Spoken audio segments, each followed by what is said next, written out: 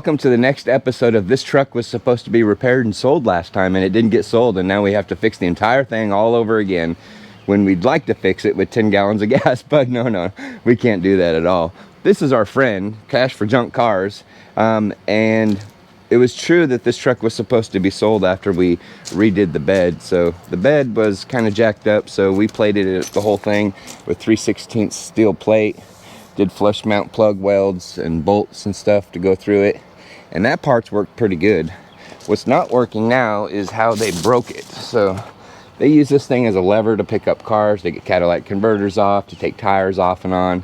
And they use it kind of as a wrecker, not for its intended purpose. And this is the consequence of that kind of abuse on the frame here. So I still don't really understand how they did this, but what happened is this bar connects to both of these hydraulic lines here, and that's what makes the bed go up and down. And you can see that it's ripped the channel out. It's ripped this main frame out here.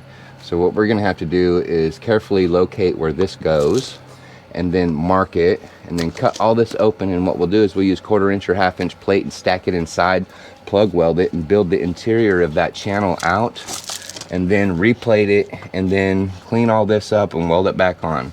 So that's one thing that we have to do today. And this came as an emergency repair. You know, they're kind of stuck in the mud because they have to have a certain amount of trucks to get their business going and keep it going healthy. So we're here on a Saturday repairing all this. And let me show you the last thing that we have to do on the back. So we had to rebuild the whole tail section of this because, like I said, they use it as a lever, and this aluminum wasn't strong enough to go through all that abuse. So we rebuilt this plate underneath here, but we used a 4000 series aluminum, and this is where the chains hook in and they pull it forward to cinch things down. So we're gonna go ahead and just cut that aluminum disc out, recut it out a 1/4 inch steel plate with the little T-shape so the chains will slide in there and lock when they pull them forward, and weld those in. And then we also have to figure out how to fix these channels here. It's going to be kind of challenging because we got steel in the way now. So I don't know how we're going to do that yet, but we have to figure it out. Same thing on this side. This is all all chewed up, so we'll probably cut this end cap off and clean it the best we can, get down in there and weld it. On the other side, we might have to take and cut some of this steel out to be able to get in there and weld it, you know. So we got a long Okay, the first thing we're gonna do right now is make this safe. We're gonna take and clean this spot and this spot, and then we're gonna clean from here. Let's see, that rests on there, so that's about right here to right here. And then we're gonna weld a stick of metal in there on both sides. That way this thing can't come down and squish us.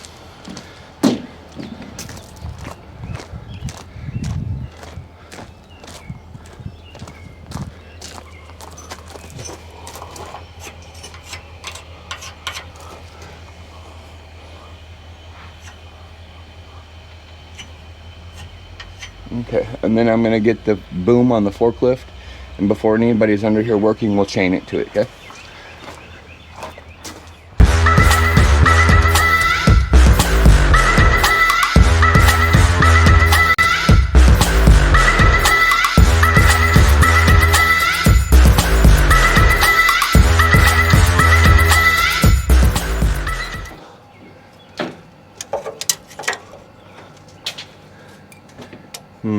This guy's right in my way.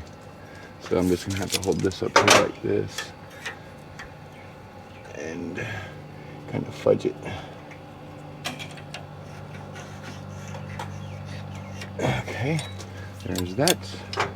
Now that's located, so we know exactly where it goes back before we start cleaning everything.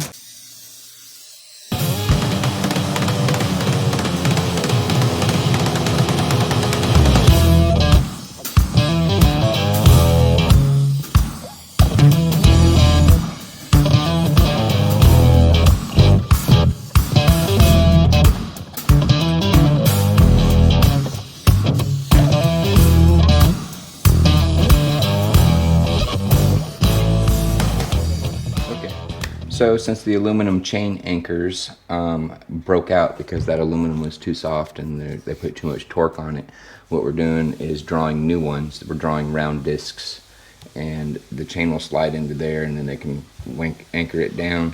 So we'll cut this disc out of 1/4-inch plate and then weld that into the steel plate that's on top of there right now.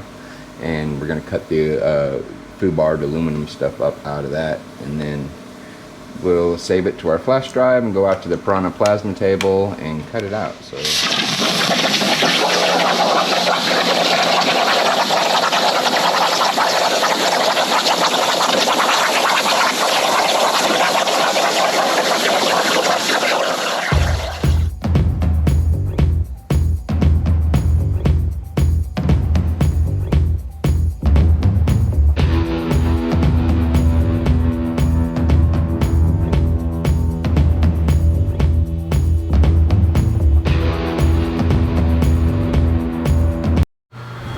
got that all cleaned down for us, and now we're on an even plane.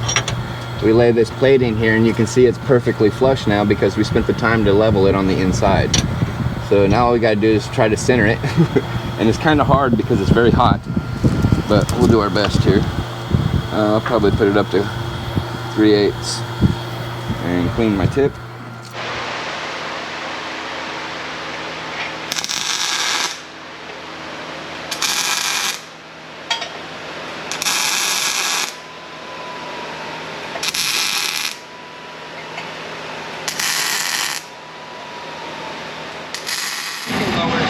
Lower it just a little bit, cuz.